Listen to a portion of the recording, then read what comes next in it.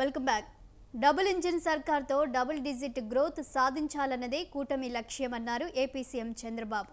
2047 నాటికి 15% వృద్ధి రేటు సాధించాలనే సంకల్పంతో ముందుకెళ్తున్నామన్నారు. 2 రోజుల కలెక్టర్ల సదస్సులో పాల్గొన్న చంద్రబాబు పలు అంశాలను ప్రస్తావిస్తూ కలెక్టర్లకు దిశానిర్దేశం చేశారు. కేంద్రం రూపొందించిన వికసిత్ భారత్ 2047కు అనుగుణంగా రాష్ట్రం స్వర్ణాంధ్ర విజన్ 2047ను రూపొందించిందని, ఈ విజన్ డాక్యుమెంటే అధికారులందరికీ భగవద్గీత, బైబిల్, ఖురాన్ కావాలని ఆయన పిలుపునిచ్చారు. 2047 అంటే ఆ తర్వాత కూడా ఆలోచిస్తున్నాం.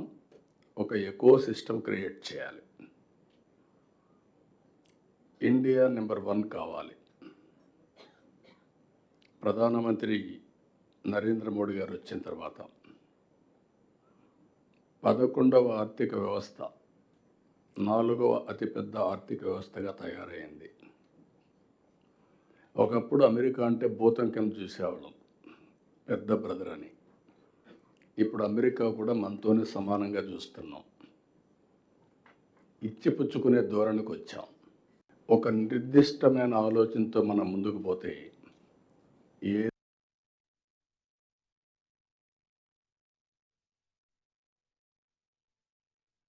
ఈ ప్రభుత్వం వస్తానే ఒక నిర్దిష్టమైన విధానం government of India Viksit Bharat 2047 తయారు చేశారు.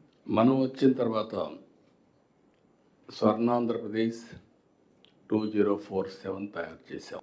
ఇది మనందరికి ఒక బైబిల్ కావాలి, ఒక భగవద్గీత కావాలి, ఒక ఖురాన్ కావాలి. మీరు ఎవరైనా సరే చేసేటప్పుడు ఇది అవన్నీ కూడా మానసిక ఆనందం, ఒక మనకు తృప్తినిచ్చేదైతే ఇది జరిగితే భారతదేశాన్ని ఎవ్వరూ ఆపలేరు.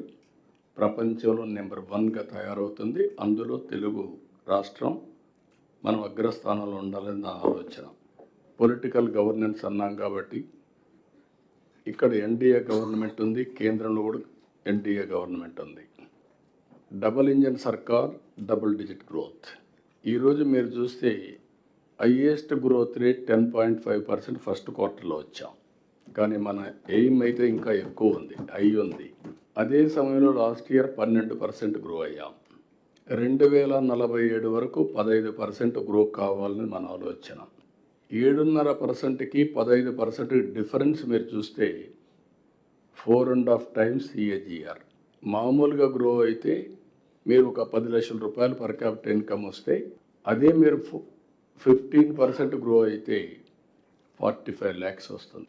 That is the difference. 10 లక్షలకి 45 లక్షలకి 22 సంవత్సరాల్లో.